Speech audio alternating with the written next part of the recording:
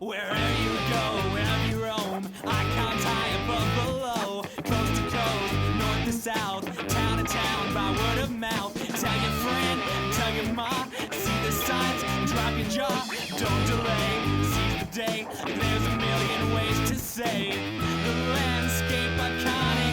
America, you got it. AmerICON, AmerICON. Welcome to AmerICON, a look at the iconic landscape of America. Flying to Midwest Iowa from South Korea and then driving to Buena Vista University, what have I seen the most of in my life in Iowa? Corn! However, that wasn't all. Iowa has several larger-than-life icons along the roadside that help you stay awake while driving through the never-ending cornfields. The attractions are as huge as America is.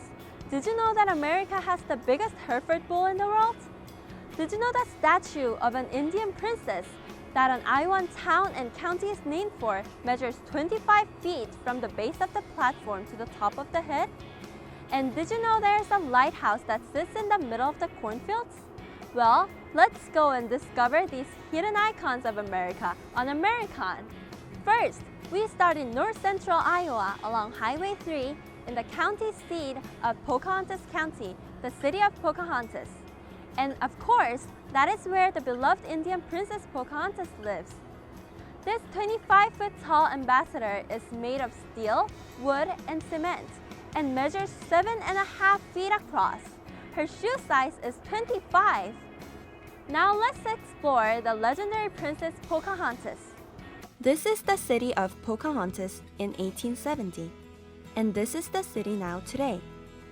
One thing that hasn't changed about the city is this: the beloved Indian princess Pocahontas. My grandpa was a senator in the Iowa Senate for several terms, and he just felt like, he wanted to do something special for Pocahontas, I think. Under the commission of A.J. Shaw and his father, the late Senator Frank Shaw, the Pocahontas statue was designed by W.C. Ballard of Nevis, Minnesota, who also drew the plans for the giant musky fish at Nevis and Paul Bunyan's sweetheart at Hackensack. My grandfather had a cottage at Nevis, Minnesota, and they had a huge muskie constructed up there, advertising the town of Nevis. And my dad thought what a good idea it would be to have something in Pocahontas to commemorate the town here. I was in high school. I was a senior when she was erected out, when she was finished. And my cousin and I were both seniors, and we were a little embarrassed because she's 25 feet tall, My family would go out and look at her, and I'd think, oh my gosh, this is going to be embarrassing, because she really looked really ugly when she was going up with all the sticks and wires and everything, But I like her a lot better now than I did when I was in high school. Behind the statue, a teepee was built to create the atmosphere for travelers to stop and take pictures. Well, the Indian had to have a teepee, and that was built later. I can't remember when the teepee finally came up. They built that building behind it, and there used to be a little gift shop and a restaurant when it started out. The legendary man who worked inside the teepee souvenir shop is J.P. Nielsen. Besides selling souvenirs to visitors, he would also repair lawnmowers. Along with the local visitors, there have been people from countries such as France, Norway, Sweden, and even Hungary to have pictures taken with him. People travel in the summertime. They have relatives. Some people had relatives here, of course. People had kids with them. And of course, them kids, they had to stop and see the statue. They would come in and buy a little trinket of some kind.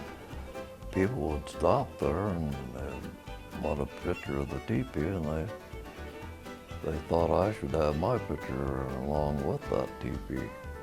so then they take my picture too. Yeah, amongst other things, I was a star.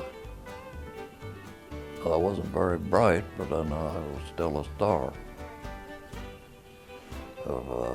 Right along with Pocahontas.